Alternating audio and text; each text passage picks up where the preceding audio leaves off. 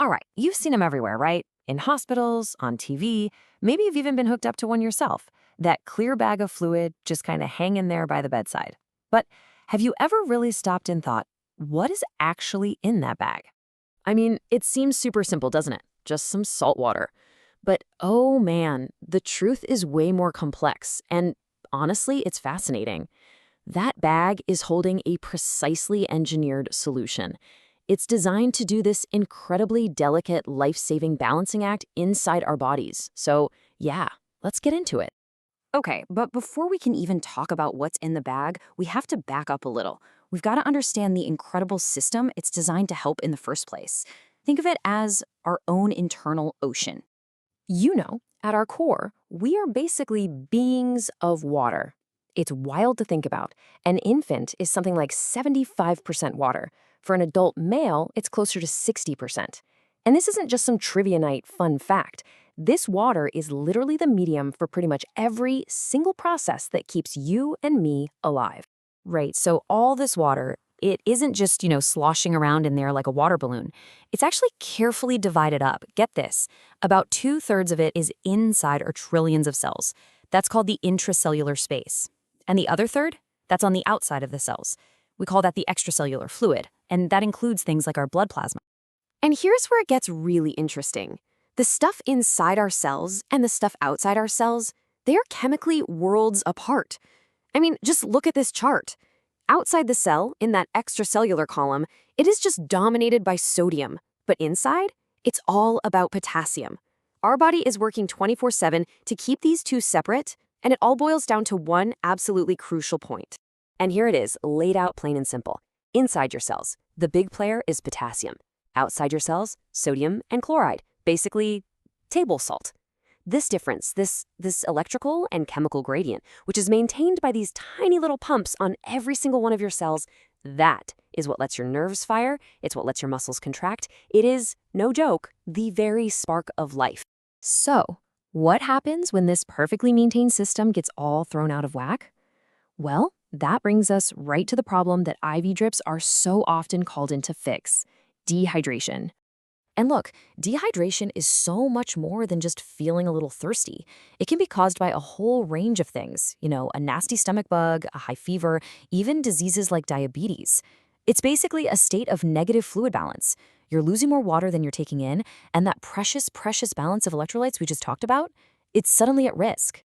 This gets especially dangerous when we're talking about infants and children. See, they have a higher percentage of body water to begin with, and they can't always tell you, hey, I'm thirsty. So the signs become much more urgent. Doctors are looking for things like sunken eyes, no tears when they cry, or something called reduced skin turgor, which is just a fancy way of saying how quickly their skin snaps back when it's gently pinched. And making this assessment is absolutely critical. A doctor looks at a whole range of symptoms to figure out if we're dealing with mild, moderate, or severe dehydration. And you can see how things escalate, right? A thirsty but alert kid might become restless, then lethargic. In the really severe cases, they can be drowsy or even limp with no tears and no urine output at all. And that is a full-blown medical emergency. So when dehydration gets that severe, the body needs help and it needs it fast. That's when we open up the IV toolkit. And these aren't just, one-size-fits-all solutions. Think of them as very specific tools for very specific problems. First up, we've got the absolute workhorse of IV fluids, normal saline.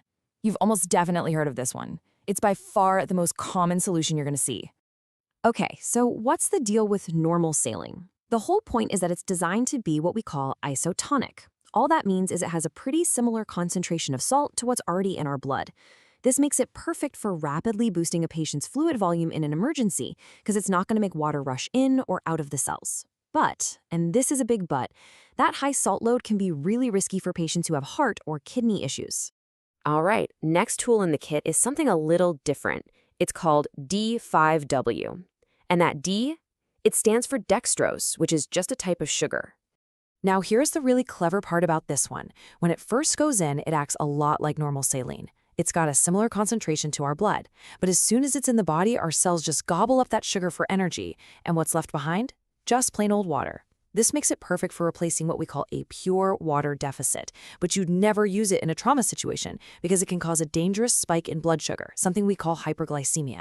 And that brings us to our third key tool, lactated ringers. You'll usually just hear people call it LR, and this one is often called a balanced solution. You'll see why in a sec. So LR is specifically designed to mimic the electrolyte mix of our blood plasma even more closely than normal saline. It's got sodium, potassium, calcium, the whole shebang. It even has something called lactate, which the liver turns into a buffer that helps fight the buildup of acid in the blood, and that's a huge, dangerous problem in trauma patients. The one catch, it has potassium in it, so doctors have to be really careful using it in patients with kidney failure.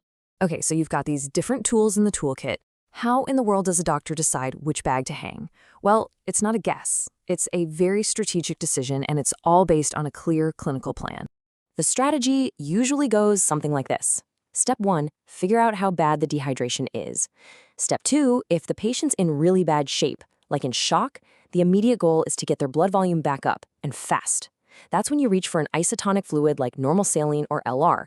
Then, once things are a bit more stable, they'll calculate the total fluid deficit and make a plan to replace it slowly and carefully over the next 24 to 48 hours. And here is maybe the most critical piece of the whole puzzle, the choice of which fluid to use for that longer-term replacement. It's all guided by the patient's blood tests, specifically their sodium level.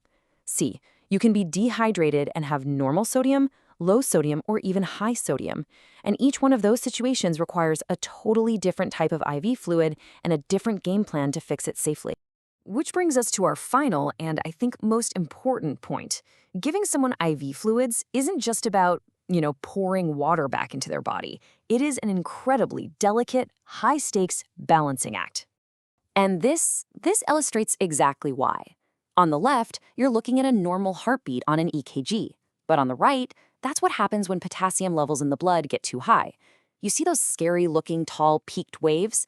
That's a classic textbook sign of something called hyperkalemia, and it can lead to deadly heart rhythms. So yeah, getting this balance right isn't just important, it is literally a matter of life and death. And because the stakes are just that high, any patient on IV therapy is monitored like a hawk. Doctors and nurses are constantly checking vital signs. They're measuring every drop of fluid that goes in and every drop that comes out, and they're running blood tests to keep an eye on those electrolyte levels. They are literally steering the ship, making these tiny little adjustments along the way to keep everything in perfect balance. When you really think about it, it's just amazing. That IV bag, it's just a temporary external support system for an internal process our bodies are doing flawlessly millions of times a second without us ever having to think about it. So maybe the next time you just grab a simple glass of water, take a second to appreciate the incredible, silent, and absolutely vital work your body is doing right now to maintain that perfect, life-sustaining balance.